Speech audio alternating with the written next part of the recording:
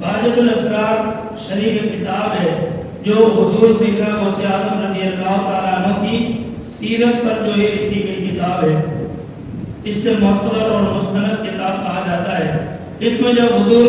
غوث پاک شیخ عبد القادر جیلانی رحمۃ اللہ تعالیٰ علیہ کی شہرت ہوئی،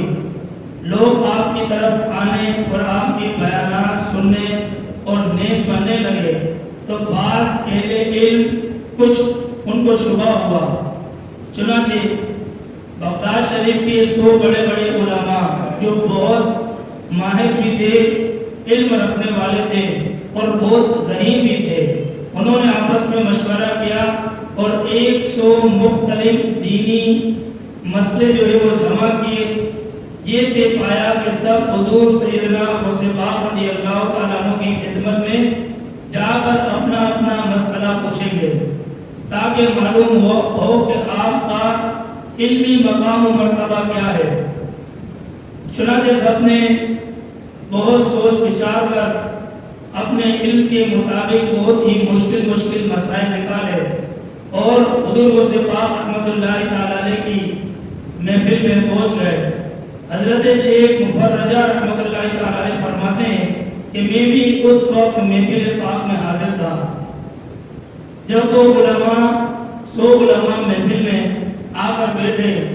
غوث پاک رحمۃ اللہ تعالیٰ علیہ نے اپنا سر مبارک جھکا دیا، فوراً ہی آپ کے سینہ پاک سے ایک روشنی چمکی اور ان سب اہل علم کے سینوں پر سے جو ہے وہ گم گئے۔ اب کیا تھا کہ وہ روشنی جس عالم کے سینے پر سے گزر گئی، وہ حیرت میں پڑھ کر تڑپنے لگا اور ان سب اہل علم نے اپنے گریبان پھاڑ دیے اور ننگے سر ہو کر سیدنا غوث پاک رحمۃ اللہ تعالیٰ علیہ کے قدموں میں آ گئے اور آپ کے قدموں پر سر رکھ دیا۔ غوث پاک رحمۃ اللہ تعالیٰ رحمۃ للعالمین صلی اللہ علیہ وسلم کے شہزادے ہیں، آپ صلی اللہ علیہ وسلم کی اولاد میں سے ہے۔ آپ کو ان اہل علم پر رحم آ گیا اور آپ ایک ایک کر کے سب کو اپنے سینے سے لگاتے گئے اور فرماتے گئے کہ تمہارا یہ سوال جو تم سوچ کر آئے تھے یہ سوال ہے اور اس کا یہ جواب ہے۔ یوں ہی کرتے کرتے علم کے سوال بھی خود بتاتے گئے اور جواب بھی آپ خود دیتے گئے۔ حضرت شیخ مفرجہ رحمۃ اللہ تعالیٰ علیہ فرماتے ہیں کہ بعد میں ان اہل علم سے پوچھا گیا کہ تمہیں کیا ہو گیا تھا؟ بولے جیسے ہی ہم محفل میں آ کر بیٹھے، اچانک ایسا ہوا کہ ہم نے زندگی پر جو علم پڑھا تھا، جو علم حاصل کیا تھا، وہ سارے کا سارا ہمارے سینوں سے ایسے مٹ گیا گویا کہ کبھی ہم نے پڑھا ہی نہیں تھا۔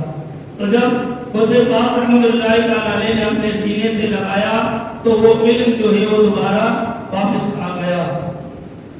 حضور غوث پاک رحمۃ اللہ تعالیٰ علیہ اس واقعے سے ہمیں جو ہے اہم بات جو سیکھنے کو ملتی ہے وہ یہ ہے کہ کبھی بھی اپنے علم اور معاملات کے بھروسے پر نیک لوگوں کا امتحان نہیں لینا چاہیے۔ جیسے کہ ان لوگوں نے یعنی 100 علماء کرام تھے، بغداد شریف کو انہوں نے کہا کہ حضور غوث پاک رحمۃ اللہ تعالیٰ علیہ کی محفل میں جائیں گے، مشکل سوالات پوچھیں گے، تو فرمایا کہ وہ یہ کہ کبھی بھی اپنے علم اور معاملات کے بھروسے پر نیک لوگوں کا امتحان جو ہے وہ نہیں لینا چاہیے کہ اللہ پاک ہمیں ایسوں سے اور ایسی بے ادبیوں سے محفوظ رکھے۔ یاد رکھے اللہ تبارک و تعالیٰ کے جو نیک بندے ہوتے ہیں، اللہ تبارک و تعالیٰ کی بارگاہ میں ان کا مقام و مرتبہ بہت اعلیٰ ہوتا ہے۔ بخاری شریف کی حدیث مبارکہ ہے، یعنی زبان مصطفیٰ صلی اللہ علیہ وسلم ہے، مگر فرمان اللہ رب العالمین کا ہے۔ اللہ تبارک و تعالیٰ فرماتا ہے کہ من عاد لی ولیًا فقد اذنتہ بالحرب، کہ جو بندہ میرے کسی ولی سے دشمنی رکھے، جو بندہ میرے کسی ولی سے دشمنی رکھے، میں اللہ رب العالمین اسے اعلان جنگ دیتا ہوں۔ اللہ کتنی سخت وعید ہے، بلا غور تو فرمائے کہ جسے اللہ تبارک و تعالیٰ اعلان جنگ دے وہ دنیا اور آخرت میں ذلت سے کیسے بچ سکتا ہے؟ ہرگز نہیں بچ سکتا۔ لہذا ہمیں چاہیے کہ اللہ والوں کی شان میں گستاخی کرنے سے بچنا چاہیے. اسی لیے شاعر نے کہا کہ محفوظ صدا رکھنا شاہ بے ادبوں سے، محفوظ صدا رکھنا شاہ بے ادبوں سے، اور مجھ سے بھی سرزد نہ کبھی بے